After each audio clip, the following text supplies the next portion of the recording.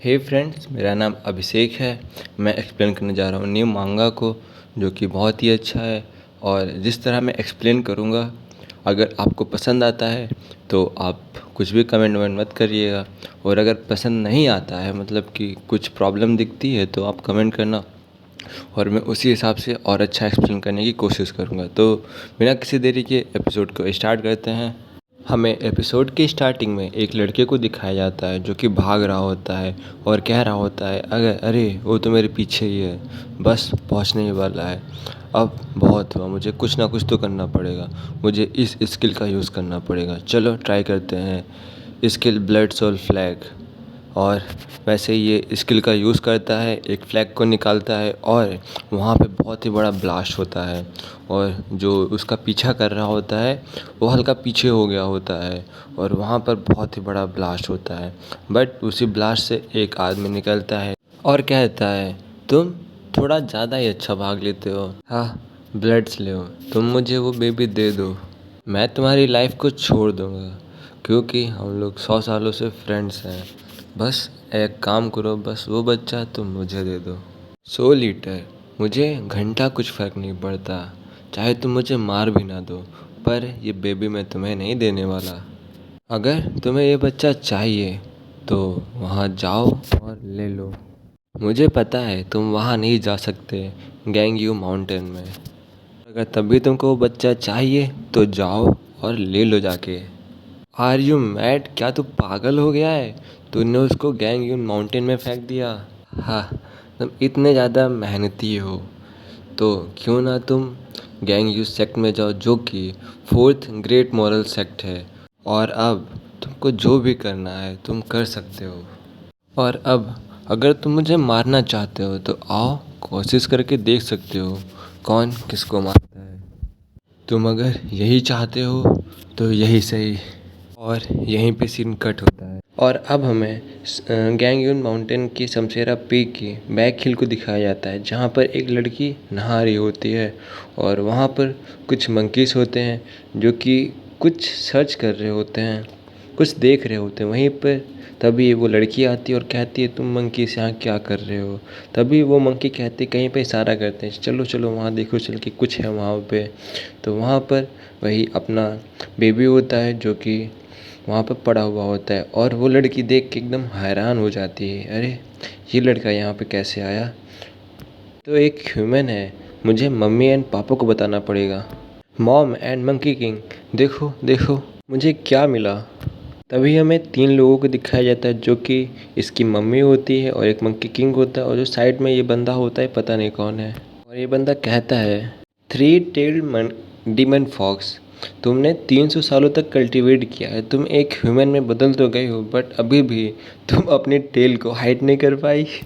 हम्म, तुम बस मेरी इस सुंदर सी टेल से जल रहे हो, मुझे पता है।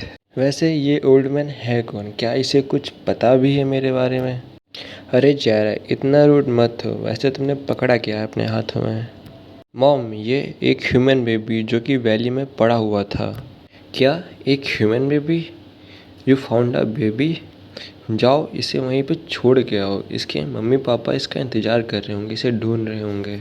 मॉम, ये वाटरफॉल के पास पड़ा हुआ था, मुझे नहीं पता वहाँ पे इसे किसने छोड़ा, और मुझे वहाँ पे कोई दिखा भी नहीं। वो माउंटेन के पीछे का हिस्सा है, मुझे तो नहीं लगता वहाँ पे कोई आया होगा। अब मुझे ये सब कैसे पता होगा?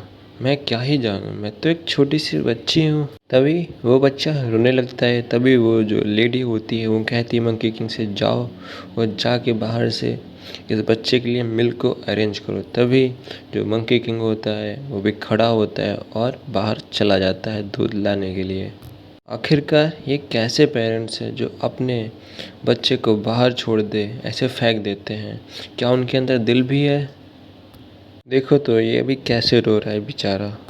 मुझे जैसे ही इसके पेरेंट्स के बारे में पता चलेगा, मैं वैसे ही आपको इन्फॉर्म करूँगा। अभी जो वो लेडी होती है उसके कपड़े खुलती है और कहती है, ये तो एक बेबी बॉय है, नथिंग एल्स, और कुछ भी नहीं है। और कितना प्यारा है।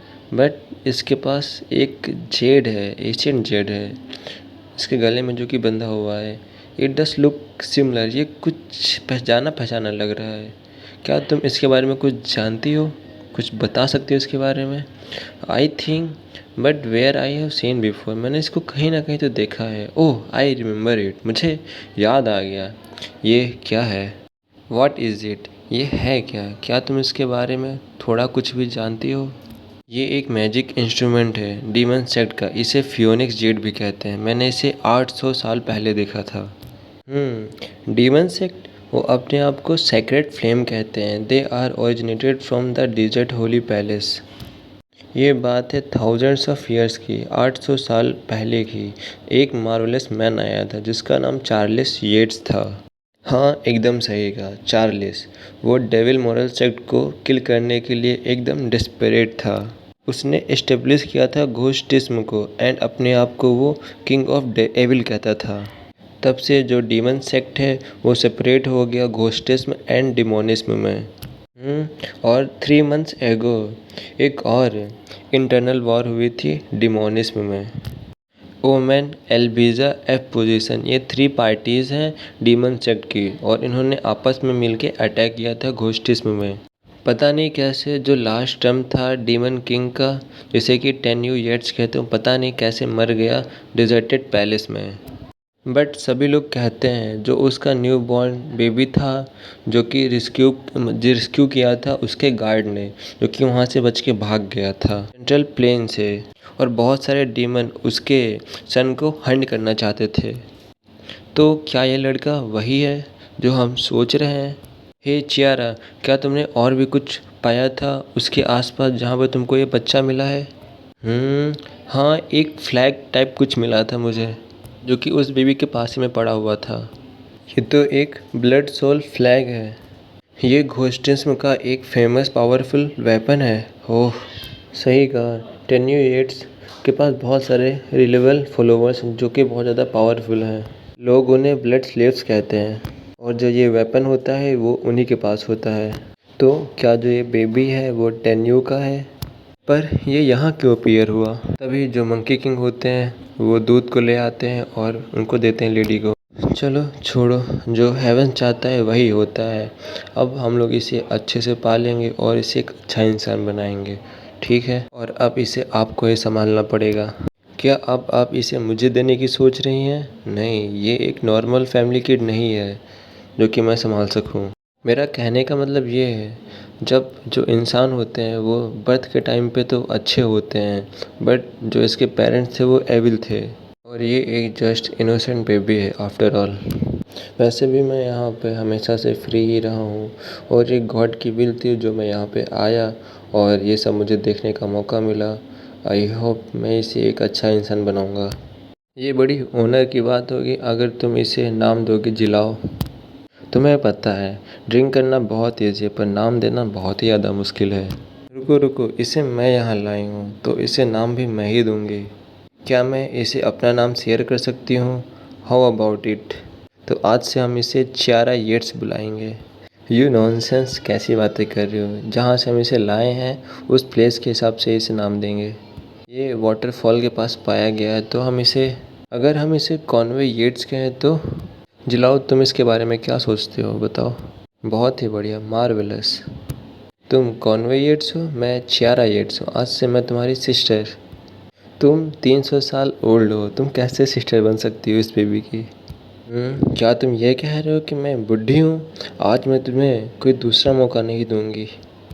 अरे ऐसे मत भागो, अगर तुम मुझे मार सकती हो तुम मार लो छोटी बच्ची।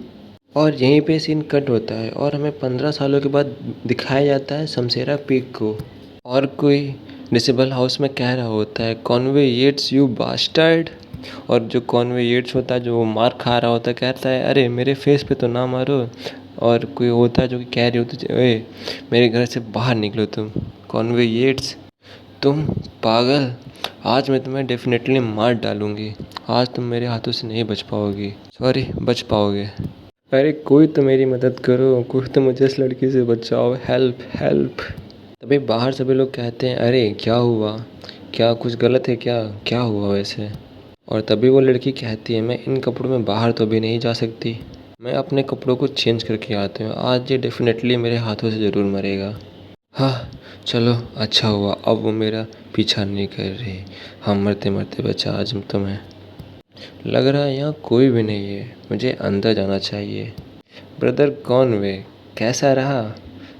वैसे तुम आ ही गए, मैं बस पकड़ा ही गया था और इसके अलावा मैं कुछ भी नहीं पाया वहाँ पे। शूज़, ये जूता, हाँ इनफ है मेरे लिए।